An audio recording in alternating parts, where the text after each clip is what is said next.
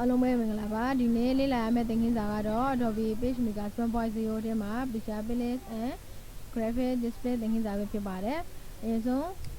Window ထဲကိုတစ်ချက်သွားပေးပါ Window ထဲမှာ Plan and Palette ဆိုတာရှိပါတယ်ဒီ Plan and Palette ကနေပြီးတော့ Show Picture Palette ကိုနှိပ်လိုက်ပါဒါဆိုရင်ဒီမှာ Picture ပေါင်းလေးကြားလိုက်ဖြစ်ပါတယ်ဒီ Picture ပေါင်းလေးကြားလိုက်ပြီဆိုလို့ရှိရင်တော့ဒီ Picture ပေါင်းလေးရဲ့အောက်ဆုံးနားမှာရှိတဲ့ဒီမှာ Picture Option လေးကိုသွင်းနိုင်အောင်ဖြစ်ပါတယ်ပြီဆိုလို့ရှိရင်တော့မင်းတို့သိသိတဲ့ပုံကိုတော့ရအောင်ဖြစ်ပါတယ်ဒီထဲကနေပြီးဒီပန်းပုံလေးကို open နဲ့ဖွင့်လိုက်ပါ open နဲ့ဖွင့်လိုက်ပြီဆိုလို့ရှိရင်တော့ဒီ picture ပေါင်းလေးထဲကိုဒီပန်းပုံကဝင်သွားပြီဖြစ်ပါတယ်ဒါဆိုရင်ဒီပန်းပုံကိုဒီစာရွက်ပုံကိုရှာဖို့အတွက်သူ့ကို calculation နှိပ်ပြီးတော့ click ဆွဲလိုက်ပါပြီးလို့ရှိရင်ဒီစာရွက်ပုံမှာရှာလိုက်ပါဒါဆိုရင်ဒီမှာပန်းပုံလေးဟာရောက်လာဖြစ်ပါတယ်အခုဆိုလို့ရှိရင်ဒီပန်းပုံလေးဟာမကြည့်ဘဲနဲ့မုံဝါးဖြစ်နေတာကိုတရားမှဖြစ်ပါတယ်ဒီလိုမောမဖြစ်နေတဲ့ပုံလေးတွေကိုကြည့်အောင်လုပ်မယ်ဆိုလို့ရှိရင်တော့ file တွေကိုထည့်တော့ပဲပါ file ထဲကနေပြီးတော့ PageMaker generate ဒီဘောပါဆိုလို့ရှိရင် control K ကိုနှိပ်လိုက်ရတယ်ဒါမှမဟုတ်ဒီထဲမှာဒီ file tool လေးကို calculation နှိပ်ပြီးတော့လည်းခေါ်လို့ရပါတယ်ဒါဆိုရင်ဒီထဲမှာ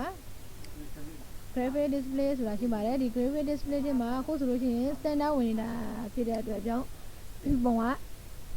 မဝဖြစ်နေတာဖြစ်ပါတယ်ဒီပေါ်မှာရှိတဲ့ဒီ gray အောင်မှာဝင်ရလို့ရှိရင်တော့အကုန်လုံးဒီလိုမင်းခွေအောင်ဖြစ်နေမှာဖြစ်ပါတယ်ဒါဆိုရင်သူကိုပြန်လောက်ချင်တယ်ဆိုလို့ရှိရင် file ထဲတော့ပါ file ထဲကနေပြီးတော့ preferences generate ဒါဆိုရင်ဒီမှာ standard ကတော့မဟုတ်ဖြစ်တာဖြစ်ပါတယ်ဒါဆိုရင်ဒီထဲမှာနောက်တစ်ချက်ကတော့ high resolution ဆိုတာရှိပါတယ်ဒီ high resolution ကို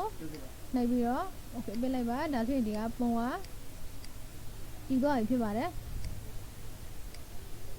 ဒါဆိုရင်ဒီ PageMaker ထဲကိုပုံလေးတွေထည့်တဲ့အခါဒီလိုမဝါးဖြစ်ရင်လို့ရှိရင်တော့ဒီ file ထဲကိုသွားပြီးတော့ file ထဲက preference ထဲမှာဒီ high resolution ဆိုတာကိုရေးပြီးတော့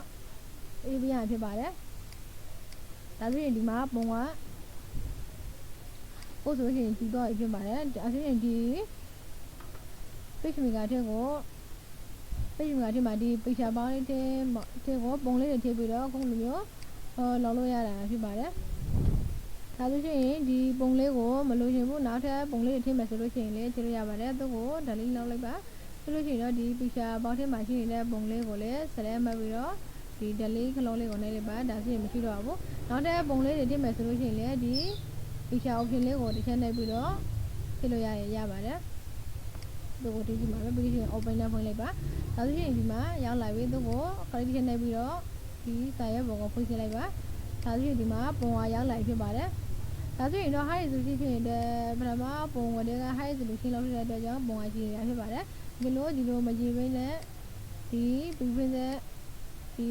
graphic display ထဲမှာဒီလို standard သာဝင်ရလို့ရှိရင်တော့ဘယ်လိုမျိုးမောဖြစ်နေမှာဖြစ်ပါတယ်ဒီလိုဖြစ်လို့ရှိရင်တော့ဒီ file ကိုသွားပြီးတော့ဒီ preference ထဲမှာ high resolution ကိုရေးပြလိုက်ပါပြီးလို့ရှိရင် okay ပြလိုက်ပါဒါဆိုရင်ပုံကကြည့်တော့ဖြစ်ပါတယ်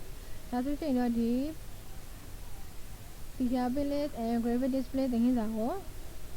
နားလည်ကြမယ်လို့ထင်ပါတယ်အားလုံးကိုကျေးဇူးတင်ပါတယ်